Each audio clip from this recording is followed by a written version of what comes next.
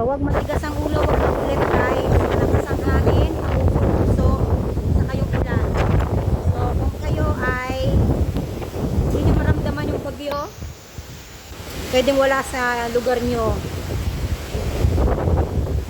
So lumabas ako kasi bibili akong McDo. Bigla yung ulan, tapos biglang nandito na ako sa baba. Bigla uling bumukso yung ulan. So wag nang matigas ang ulo, wag nang lumabas, ha? Wag nang pumunta kung saan-saan. Dahil wala rin namang MTR at walang mga bus. Kasi T10 pa.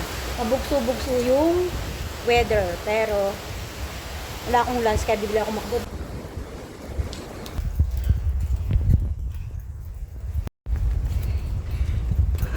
Lulusot tayo sa ilalim ng kahoy.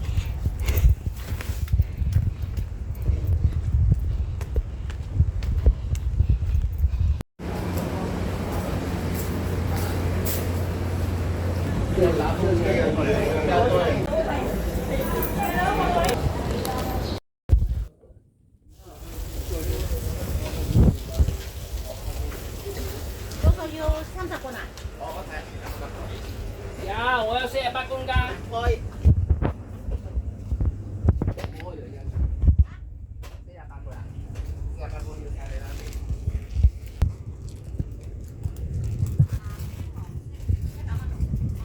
So may pan-dinner na tayo, Indomie.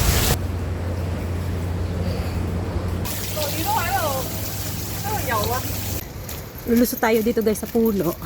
So bibilisan natin habang wala pang ulan. Padaan po sa puno-puno. Bibilisan na natin ang pag-uwi habang nakatila pa. Kasi pag bumuhos siya, akala nyo lang mahina kasi nasa loob kayo ng bahay nyo. Pero once na bumaba kayo, yung hangin iba, pabugso-bugso pati yung ulan. Kaya hindi din talaga magandang lumabas. Amo ko nasa bahay na nakauwi na sila. Tapos alam naman lang bumaba ako. Nabibili ako ng McDonald's.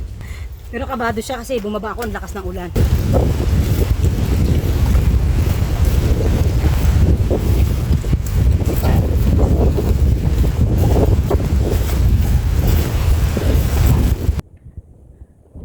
Natumba na yung puno. Wala tayo ulit dito. Naglusot tayo ulit. Ayan, lumakas na naman siya. Lumakas na naman siya. Buti nandito na ako uli.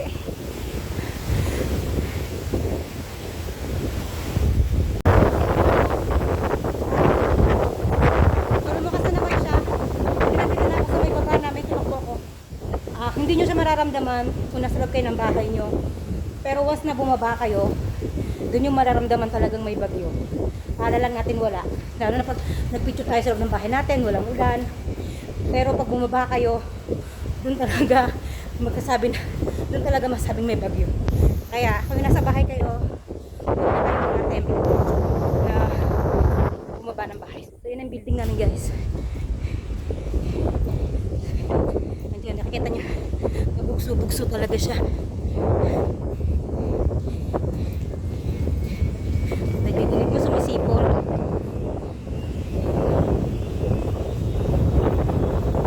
O diba, sumisipol.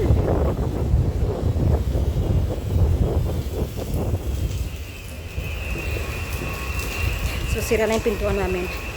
At ito na si X.